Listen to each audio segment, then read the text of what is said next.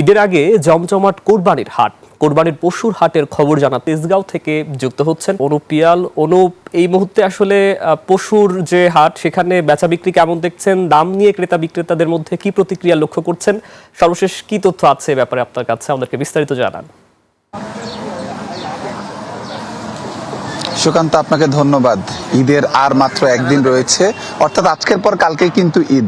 আজকের দিনে যেই বাজারের অবস্থা, সে বাজারের অবস্থা আমি যদি একটু বলতে চাই, অন্যান্য দিনগুলোতে আমরা দেখেছি যে সেখানে কিন্তু কোরবানির পশু অনেক রয়েছে, ক্রেতাদের কিন্তু জনশূন্যতা ছিল, ক্রেতা শূন্যতা ছিল। কিন্তু আজকে যে জায়গাটি রয়েছে আজকেও কিন্তু জনশূন্য, কিন্তু গতকাল রাতে কিন্তু পশুর যে বিক্রির যে চাঙ্গা ভাব, সেটা কিন্তু হয়ে গিয়েছিল এবং অনেক পশুই কিন্তু বিক্রি হয়েছে। আমার পিছনে যদি একটু দেখাতে চাই, আপনাকে দেখাতেই পারি যে আমার পিছনে অনেকগুলো খামারি কিন্তু যারা রয়েছেন, অনেকজন খামারি কিন্তু তারা এখানে সময় কাটাচ্ছেন। অর্থাৎ বৃষ্টি যেহেতু সকালবেলা হয়েছে, সেই বৃষ্টির পরে কিন্তু খামারিরা কিন্তু অনেকটাই অলসভাবে রয়েছেন, বিক্রির আপাতত নেই, কারণ বৃষ্টির কারণে ক্রেতা শূন্য অবস্থায় রয়েছে এখন এই রাজধানীর তেজগাঁওয়ের এই বাজারটি। অর্থাৎ এই গরু ছাগলের এই বাজারে কিন্তু অন্যান্য দিনগুলোতে কিন্তু মানুষ না থাকলেও কিন্তু কালকে রাত থেকে কিন্তু গরু বিক্রির যে ভাব, সেটা কিন্তু বেড়েছে এবং গরু বিক্রি কিন্তু বেড়েছে, যার ফলে কিন্তু এখানে আজকে আমরা গরু শূন্য দেখতে পাচ্ছি। এবং যে খামারিরা এখানে রয়েছেন তারা অনেকে কিন্তু 40টি 45টি নিয়ে গরু নিয়ে যারা এসেছিল, তারা কিন্তু 20টি 15টি এরকম গরু কিন্তু তাদের আপাতত রয়েছে, বাকি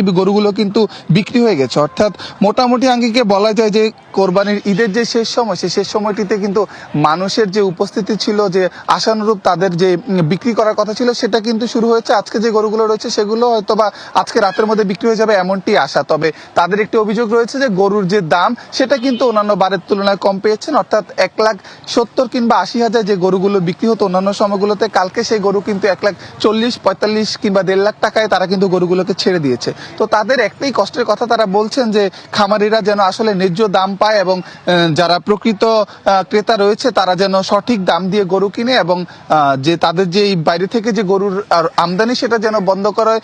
এই বিষয়গুলো নিয়ে তারা বলেছেন। এবং ঈদের যেই সময়টা, সেই সময়টাই কিন্তু এখন হচ্ছে যে বিরাজ করছে, আর যে গরুগুলো রয়েছে সেগুলো তো আজকে বিক্রি হয়ে যাবে। সুকান্ত, এই ছিল আমার কাছে সর্বশেষ। অনুপ পিয়াল, আপনাকে অসংখ্য ধন্যবাদ।